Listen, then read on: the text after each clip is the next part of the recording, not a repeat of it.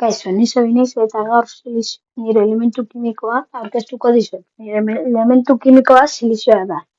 1854an Harry Deweyek kristalegoetan zegoen silizioa lortu zuen ustekabean aluminio siliziuroa urarekin tratatzean.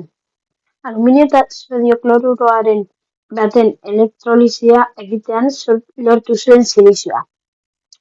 Nola lortzen da silizioa? Silizioa, silizio dioxidoa berotuz lortzen da.